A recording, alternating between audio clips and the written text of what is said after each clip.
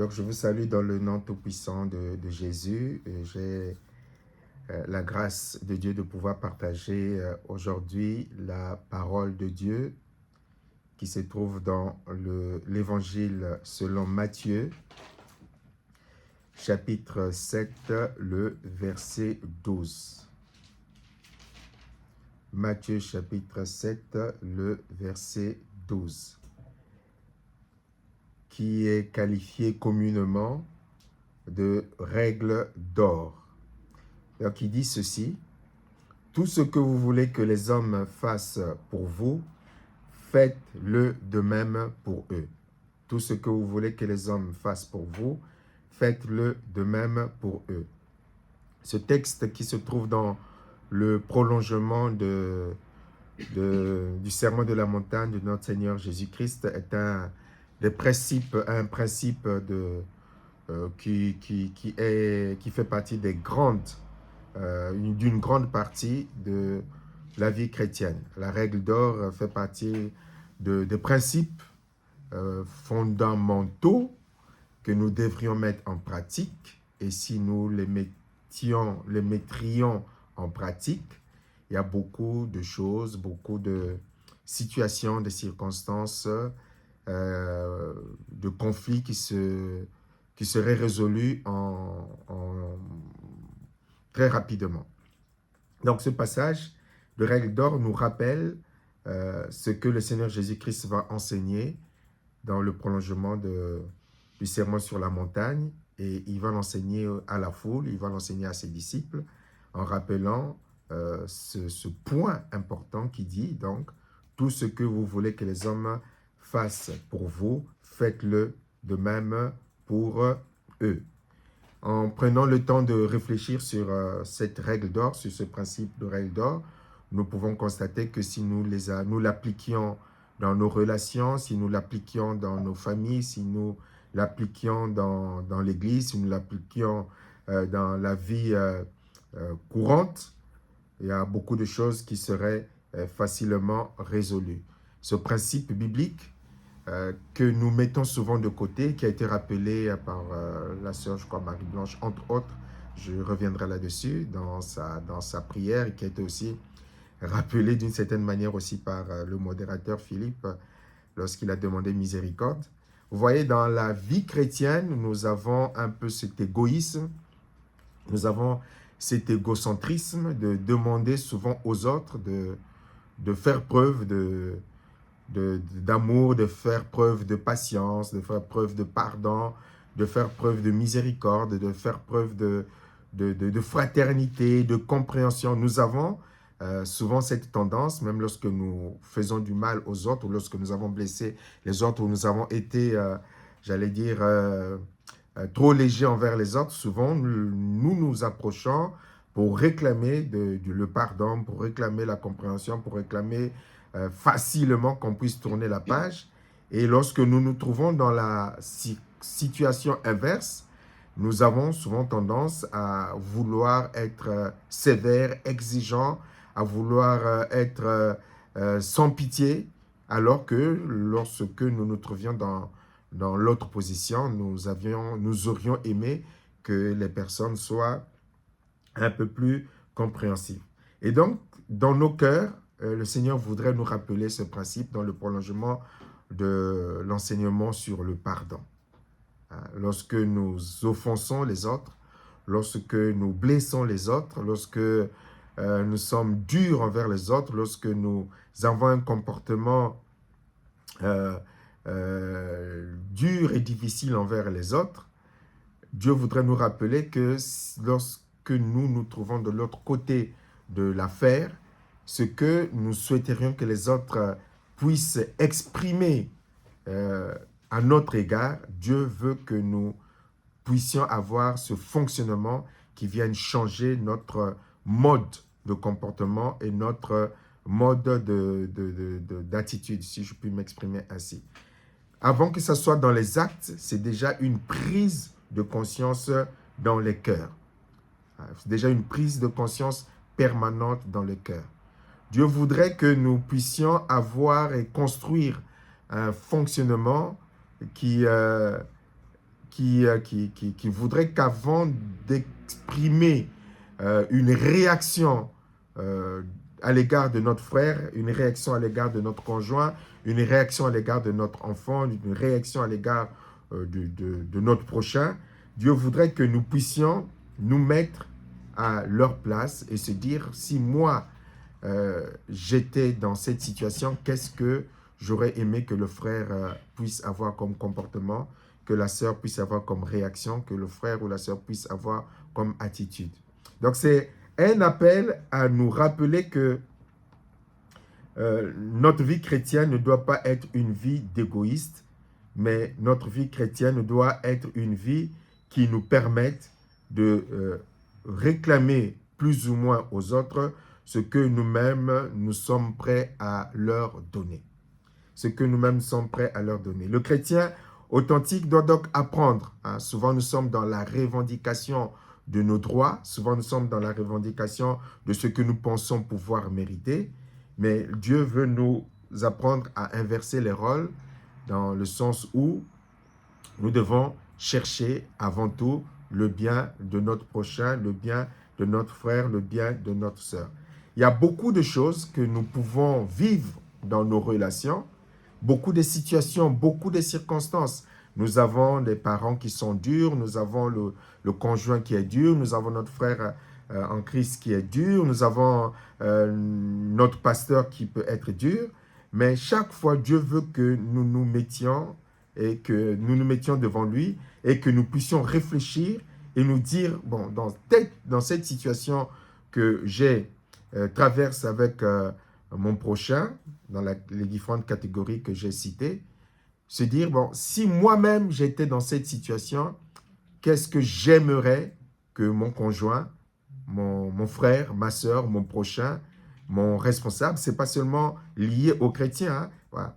Qu'est-ce que j'aimerais qu'il exerce envers moi comme sentiment, comme attitude. Comme sentiment, comme attitude. Souvent, ceux qui ont beaucoup souffert ou qui ont eu des blessures intérieures, très souvent, lorsqu'il y a des comportements qui dysfonctionnent par rapport à ce que Dieu voudrait de ses enfants, souvent, on aimerait que les gens nous comprennent. Alors, on présente des excuses, on présente des raisons, on présente toutes les circonstances qui viendraient atténuer et permettre à la personne de comprendre et donc de tourner facilement la page et d'oublier parfois.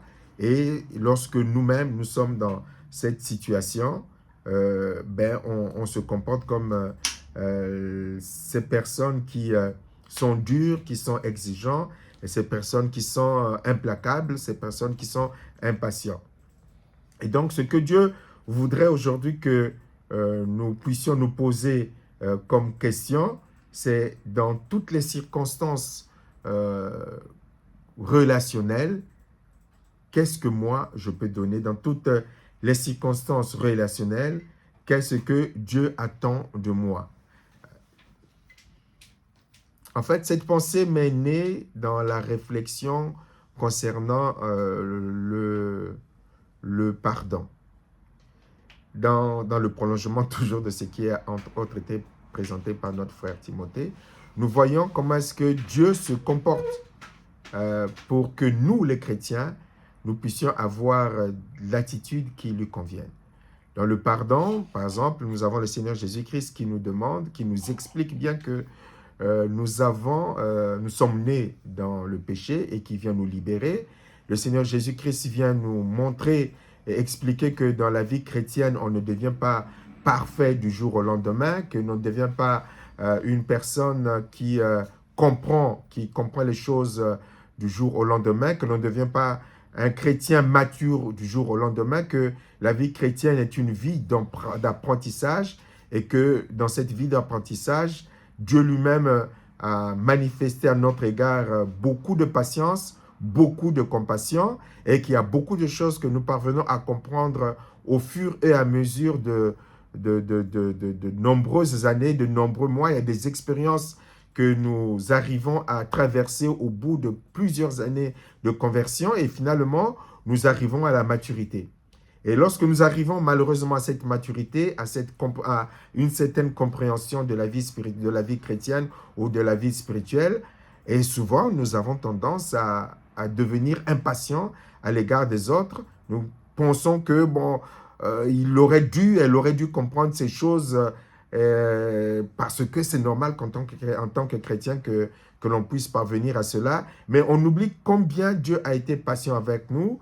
On oublie combien de fois Dieu nous a pardonné nos nombreux péchés. On oublie combien de fois Dieu a dû pardonner, repardonner, pardonner, repardonner. Et souvent, nous sommes si exigeants, nous sommes si durs, nous sommes si implacables à l'égard des autres. J'ai aimé ce que notre sœur Marie-Blanche, je l'ai noté tout à l'heure, a dit, je crois que si, je ne sais pas où est-ce que je l'ai noté.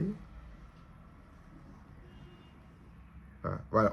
Elle a dit dans sa prière, on ne juge plus, on ne condamne plus, je ne sais pas où est-ce que je l'ai noté, on ne juge plus, on ne condamne plus, tout simplement parce qu'on a compris, réalisé que l'autre en face de moi est fait de la même nature que moi, et que de même que Dieu a été patient envers moi, de même que j'ai eu du mal à comprendre certaines notions chrétiennes, de même celui qui est en face de moi, il a le droit également de passer beaucoup de temps pour comprendre et parvenir à la compréhension à laquelle je suis arrivé. Mais cette compréhension, nous avons souvent du mal à le comprendre, à le concevoir. Et c'est pour cela que Dieu vient nous rappeler ce principe qui doit être comprise, assimilée avant tout dans les cœurs.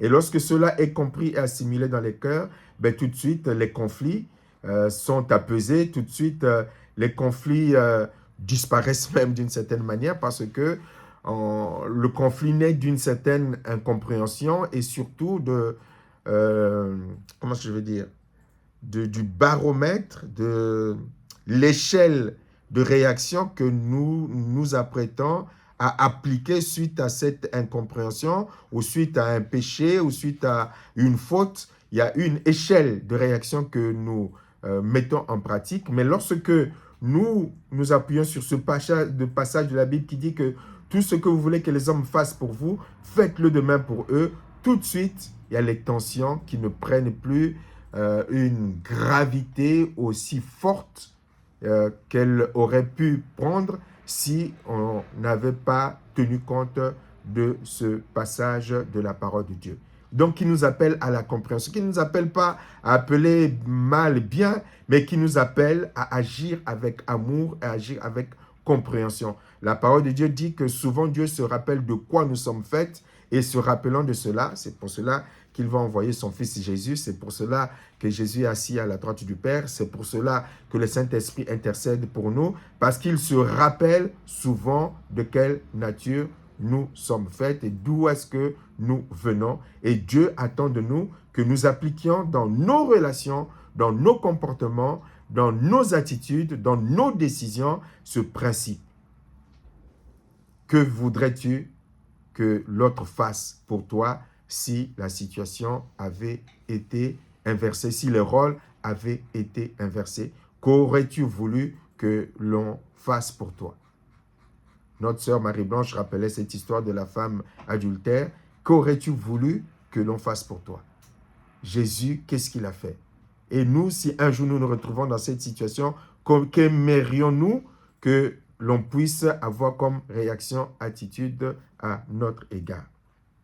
Voilà ce que le Seigneur Jésus-Christ attend de nous et qu'il ponctuera également dans Marc chapitre 12, verset 31, lorsqu'il dit « Tu aimeras ton prochain comme toi-même ». Tu aimeras ton prochain comme toi-même. D'une certaine manière, c'est cet amour. Tu veux être aimé, aime. Tu veux être pardonné, pardonne. Tu veux être compris, comprends. Tu veux qu'on exerce la patience envers toi, exerce la patience. Tu veux que l'on soit fidèle envers toi, exerce la fidélité. Se mettre dans cette position de cœur, je rappelle, et j'insiste là-dessus, ça se passe avant tout dans le cœur. Avant tout dans le cœur. Lorsque dans le cœur, on a ce mode de fonctionnement, ben, beaucoup de choses tout de suite vont s'écrouler, que ce soit l'amertume, que ce soit le manque de pardon, que ce soit l'impatience, beaucoup de choses vont s'écrouler et même dans les relations fraternelles, beaucoup de choses vont se régler, vont être résolues. Et ainsi, on ne va plus être dans l'hypocrisie et on ne va plus être dans le jugement, comme disait la sœur tout à l'heure, on ne va plus être dans la condamnation. Philippiens chapitre 2, du verset 3 au verset 4 dit, ne faites rien, c'est toujours dans la même pensée, ne faites rien par Philippiens 2, verset 3 au verset 4.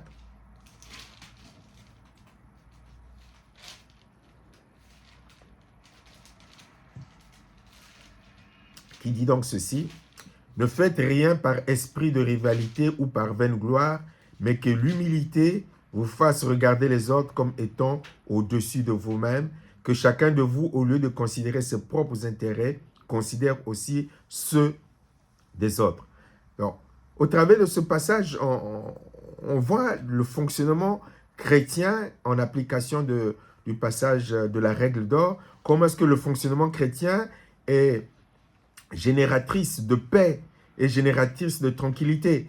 Ne faites rien par esprit de rivalité. Tu te dis, voilà, tel frère a tel don, a tel ministère. Moi, si j'avais ce don, si j'avais ce ministère dans l'Église, qu'est-ce que j'aurais aimé que les frères et sœurs aient comme attitude à mon égard pour m'aider à réussir dans ce ministère et dans ce don? Qu'est-ce que j'aurais aimé que le pasteur ait comme attitude à mon égard pour que je puisse réussir dans le don et le ministère que Dieu m'a donné? Et donc, lorsqu'on se pose cette question, on a tout de suite par le Saint-Esprit l'attitude, le comportement que nous allons appliquer. Le frère a reçu à tel don, à tel ministère. Au lieu de réagir par rivalité, par jalousie, par envie, tu dis, qu'est-ce que j'aurais aimé? Mais j'aurais aimé être encouragé, j'aurais aimé être soutenu, j'aurais aimé qu'on intercède pour moi, j'aurais aimé qu'on prie pour moi, j'aurais aimé qu'on soit patient à mon égard, parce que la maturité dans le don, la maturité dans l'exercice du ministère, ben la maturité ne s'acquiert pas du jour au lendemain. Donc, j'aurais aimé que le pasteur soit patient envers moi, que le frère Philippe soit patient envers moi, que le frère Timothée soit patient envers moi, pour m'accompagner dans l'exercice de ce don et de ce ministère. Et donc, moi, je vais être celui-là pour mon frère en face, pour ma soeur en face, dont je constate qu'il a reçu un don, dont je constate qu'il a reçu un ministère, dont je constate qu'il a reçu un appel. Donc, au lieu d'être dans la rivalité, au lieu d'être dans la comparaison, mais ce que j'aurais aimé recevoir, ben, c'est ce que je vais donner. C'est ce que je vais donner. Et pareil aussi aujourd'hui, j'aime souvent me mettre dans la même position, se dire, bon, lorsque j'ai eu tel don dans l'église où j'étais, lorsque j'ai eu tel ministère qui s'est manifesté dans l'église où j'ai été, voilà les oppositions que j'ai reçues, voilà les menaces que j'ai reçues, voilà les jalousies que j'ai reçues. Ben moi, lorsque je vais me retrouver avec tel frère, telle sœur dans le même cas de figure, mais je vais faire tout le contraire de ce que j'ai subi. Tout le contraire de ce que j'ai subi. Je parle ici, peut-être pour ceux qui sont plus âgés dans la foi chrétienne, vous connaissez le cheminement que vous avez reçu dans l'opposition, les jugements, les condamnations, les jalousies. Et donc, ce serait une faute pour nous d'avoir le même comportement, d'avoir la même attitude à l'égard de la jeunesse, à l'égard des frères et sœurs qui ont reçu le don et les appels de la part de Dieu. Lorsque j'ai reçu, pas que moi d'ailleurs, nous étions dans une église, Michel également, l'épouse de l'ancienne chérie qui a prêché il y a quelques dimanches. Nous étions dans une église à Puteaux, Euna était également plus jeune dans la même église. Dans cette église, il y avait une seule personne qui prophétisait. C'était elle, la prophétesse de l'église, voilà, lorsqu'il y avait une pensée de Dieu, et c'était la seule qui prophétisait. Et puis, sont arrivés Michel, Aïcha, l'épouse de notre ancienne chérie, et puis il y a eu moi-même. Dieu a commencé à prophétiser, à nous utiliser dans la prophétie, mais surtout en premier Aïcha et Michel, avant que moi je ne puisse prophétiser également dans l'église. ben, ça a été un tir de barrage, d'opposition incroyable, de jalousie, d'envie, de méchanceté incroyable. Parce qu'on n'acceptait pas que, bah, déjà, j'ai oublié de le dire, elles venaient de se convertir. Donc, elles se sont converties et Dieu leur a tout de suite donné des dons de révélation extraordinaires qu'elles ont commencé à exercer dans l'Église. Donc, les vieux chrétiens qui étaient là, la prophétesse aussi qui était là, ben, la jalousie, l'envie s'est manifestée.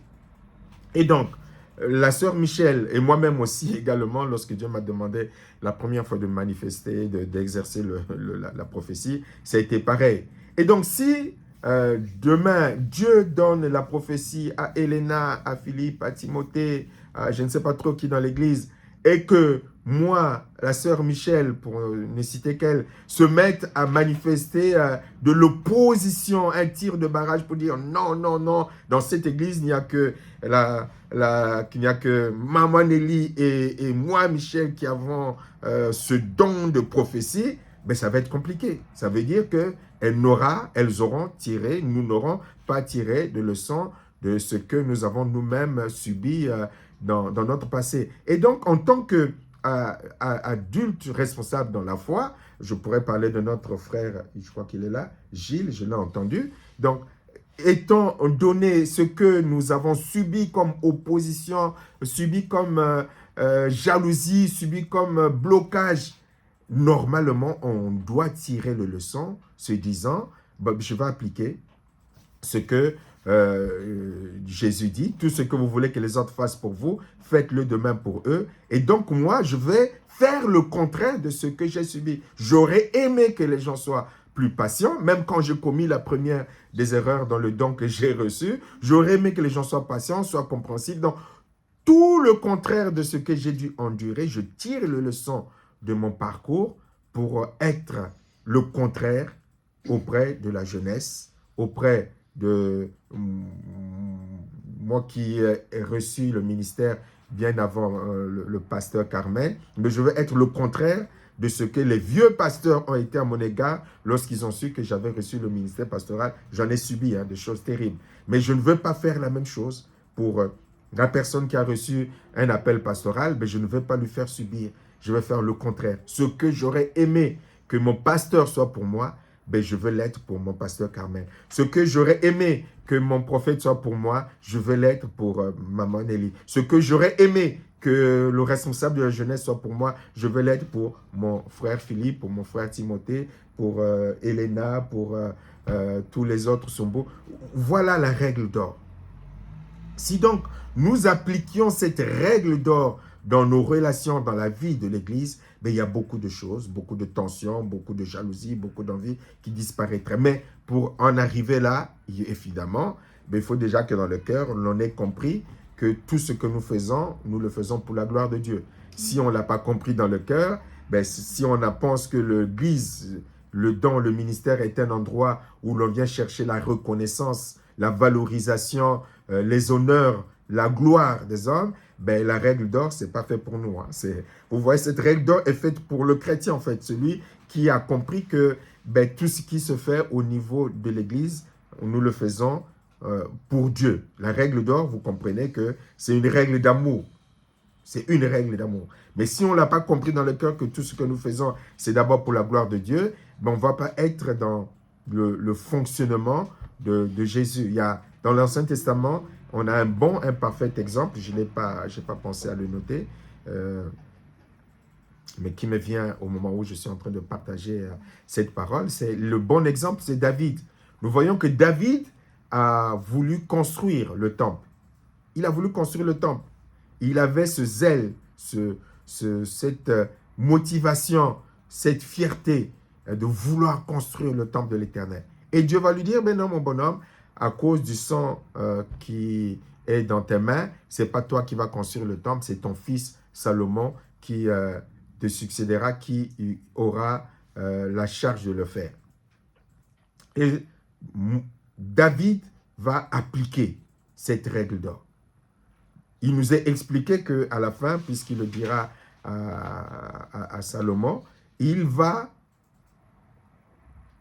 lui-même, sachant qu'il va mourir, sachant qu'il ne verra pas ce temple, mais avant de partir, il va amasser beaucoup d'argent, beaucoup de moyens, et qu'il va donner à son fils pour dire, ben voilà, l'Éternel m'a dit que ce n'était pas à moi de le faire, mais moi, je vais te faciliter la tâche, moi, je vais t'aider, moi aussi, je vais participer. Il va amasser beaucoup pour dire, ben voilà, pour la construction du temple, je ne serai pas là, mais voilà, moi, je te donne ce que j'ai amassé comme richesse, je te le donne pour que tu l'utilises pour la construction du temple de l'Éternel. Il va se mettre à la place de son fils et disant, bon, mon fils, je veux que tu réussisses. Et donc, ce que j'aurais aimé que les autres fassent pour moi afin que je réussisse, mais moi-même aussi, je vais le faire pour toi.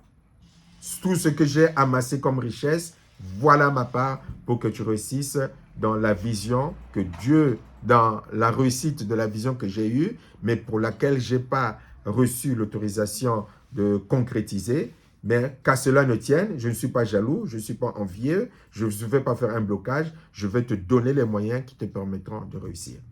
Là où d'autres parents, nous le savons, hélas, malheureusement ça existe, il y a beaucoup de parents qui ne veulent pas que leurs enfants réussissent. Il y a beaucoup de parents qui ne veulent pas que leurs enfants aillent plus loin qu'eux, même dans les études. Il y a des parents qui ont dit, moi, aucun enfant ne fera plus que moi. Aucun enfant ne sera plus riche que moi. Aucun enfant ne sera plus compétent que moi. Il y a des parents, malheureusement, qui fonctionnent de cette manière. Mais David n'a pas été dans ce fonctionnement. Et donc, les bons parents, ce sont ceux qui, exactement, se disent, j'aurais aimé, hein, je vois mon épouse, comment est-ce qu'elle se domine avec ses enfants, elle aurait aimé aller très, très, très loin, mais bon, les conditions, les circonstances n'ont pas aimé, bon, elle les a poussés, elle les pousse, et est fière de voir que les enfants vont au-delà, et espérant, comme moi, qu'ils iront au-delà de là où nous avons pu nous arrêter. C'est ce que nous devons être dans la vie, les uns à l'égard des autres.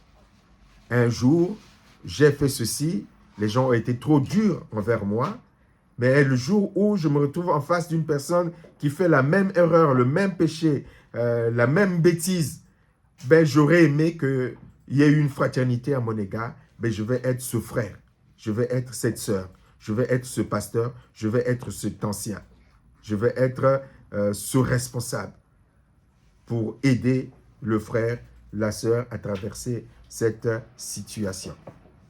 Donc, le vrai chrétien n'est pas toujours dans la revendication de ses droits, mais il est là pour manifester cette patience, cette fidélité, cette bienveillance pour les offrir aux autres qui traversent la même situation.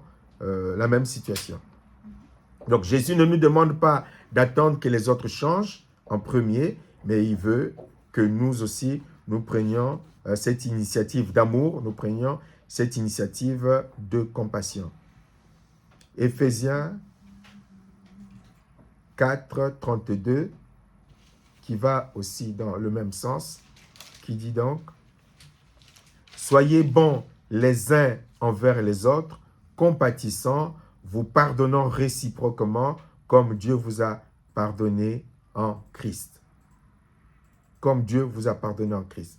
Toujours se mettre à la place des autres. Toujours chercher des circonstances atteignantes. Toujours chercher les moyens pour que... C'est aussi une protection pour nous, en fait, dans les cœurs. Les moyens qui nous permettront d'agir avec amour les uns à l'égard des autres. Donc, soyez bons les uns envers les autres. Voilà. Compatissant, c'est-à-dire que tu comprends. Hein, comme tout à l'heure, nous avons, avec grand amour, exprimer, manifester notre compassion à l'égard de notre frère Philippe dans le développement du chant qu'il a présenté. Voilà, manifester cette compassion. Nous pardonnons réciproquement. J'ai fait, je te demande pardon, je te pardonne. Et toi aussi, tu me demandes pardon, je pardonne. Dans cette fraternité, dans cette compréhension, comme Christ vous a pardonné, comme Dieu vous a pardonné en Christ. Romains 12, verset 10, qui dit, « Par amour fraternel, soyez pleins d'affection les uns pour les autres. » Les uns pleins d'affection. C'est cet amour. En fait, cette règle d'or, comme on le qualifie, c'est la règle d'amour, c'est la règle qui nous permet d'être des chrétiens, c'est la règle qui nous permet d'être vrais également, les uns à l'égard des autres. Quand je dis d'être vrai, parce que nous savons que nous aussi, bon, il nous arrive de fauter, il nous arrive d'être impatients, il nous arrive d'être maladroits, il nous arrive d'avoir mal dormi et puis de ne pas réagir comme il faudrait réagir. Il nous arrive, voilà. Donc d'être compréhensif, d'être compréhensif. Hein, c'est ça l'amour, d'être compréhensif, ne pas être « mais pourquoi tu m'as fait ça ?» Être dur envers les autres, d'être exigeant, implacable à l'égard des autres. Non, Dieu ne veut pas que nous soyons dans cette attitude, dans ce comportement. Dieu veut que nous puissions chaque fois nous rappeler que notre frère est fait comme nous, est fait de la même nature que nous. Voilà. Et qu'un jour, nous pouvons, nous aussi, sans exception, commettre la même erreur que lui, avoir ce même écart de langage que lui, mal nous réveiller, avoir la voix rauque comme notre sœur Ena, et puis, bon voilà, être un peu impatient. Voilà. On peut tous passer par les différents cas de figure du comportement humain. Tous! Et donc, en appliquant cette règle d'or, ben, cela vient nous entraider les uns à l'égard des autres et puis éviter que le diable puisse trouver une faille dans les relations que nous pouvons avoir dans notre couple, dans notre foyer. Comme je l'ai dit tout à l'heure, cette règle d'or s'applique partout dans le couple, s'applique dans la famille, s'applique à l'église, s'applique dans les relations de façon générale. Si nous l'appliquons, Dieu va nous aider à fonctionner comme ses enfants et nos cœurs vont être protégés de l'amertume, vont être protégés de la rancœur, vont être protégés de tous ces sentiments négatifs sans pitié que nous pouvons avoir les uns à l'égard des autres. Donc ces versets nous rappellent que la foi, en fait, ne se mesure pas seulement à nos prières, à nos jeux, à notre connaissance biblique, mais surtout à la manière dont nous traitons notre prochain. C'est surtout ça, la foi. Hein? C'est vraiment ça, la véritable vie spirituelle. Parfois, nous pensons que parce que nous prions beaucoup, c'est ça la vraie foi chrétienne, parce que nous jeûnons, c'est cela la vraie foi chrétienne, parce que nous avons une certaine connaissance biblique particulière, c'est cela la vraie foi chrétienne, mais c'est comme le Seigneur Jésus-Christ a dit, c'est au travers de l'amour que nous montrons notre valeur spirituelle, la manière dont nous traitons notre prochain. Donc, nous pouvons nous interroger, te poser la question, faire le point, comment est-ce que tu traites ton prochain? Est-ce que tu es sans pitié? Est-ce que tu es implacable? Est-ce que tu es trop dur? Est-ce que tu es trop dans la condamnation? Est-ce que tu es trop tu es trop excessif? La manière dont tu traites ton prochain dans les différentes situations te montrera si tu es dans Matthieu 7, 12 ou non. Hein? Si tu n'es pas dans Matthieu 7, 12, comme dit la parole de Dieu, ben, le Seigneur appliquera la même réciprocité. Et nous savons que si Dieu appliquait la même réciprocité, ben, nous sommes perdus.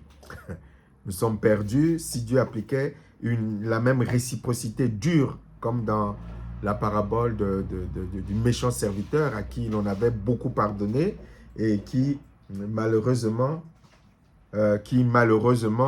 va se retrouver dans une situation avec son prochain qui lui devait si peu, mais il va être implacable, il va être dur, et Dieu va dire que voilà, j'appliquerai la même sévérité si vous ne pardonnez pas de tout votre cœur. Donc, le véritable enfant de Dieu, le véritable disciple de Jésus-Christ, s'efforce de donner aux autres ce qu'il aimerait lui-même recevoir. Ce que tu aimerais toi-même recevoir de la part de tes frères et sœurs, le véritable disciple de Jésus-Christ s'efforce à donner la même chose. Que ce soit l'amour, que ce soit le respect, que ce soit la patience, que ce soit la grâce, que ce soit le pardon, que ce soit les finances également, pour ne pas être théorique, que ce soit le matériel également. Dieu nous rappelle que le véritable disciple de Jésus-Christ doit s'efforcer de donner aux autres ce qu'il aimerait lui-même recevoir. L'excuse, la patience, la compréhension, ce que tu aimerais que les autres puissent te donner, ben, tu dois être en mesure de le leur donner également. Donc, Aujourd'hui, il faut te demander, selon le Seigneur, que puis-je recevoir? Et te demander, te poser cette question en particulier, prioritairement, surtout, que puis-je donner? Donc, il y a ces deux questions, que puis-je recevoir? Que puis-je donner? Donc, trouver un équilibre entre ce que tu peux recevoir et ce que tu peux donner. Et dans l'amour, c'est donner ce que tu aurais aimé et ce que tu aimerais recevoir de la part de tes frères et de tes sœurs. Et si nous appliquons cette règle d'or, ben notre vie chrétienne serait plus facile et notre relation avec Dieu serait plus facile et notre relation les uns envers les autres serait de relations plus apaisées dans l'amour, dans le Seigneur, dans le nom puissant de Jésus. Voilà donc ce que j'avais à partager sans vouloir allonger inutilement et que le Seigneur puisse vraiment nous aider à parvenir à cela. Je vais demander à notre frère Gilles de prier pour la parole de Dieu. Amen.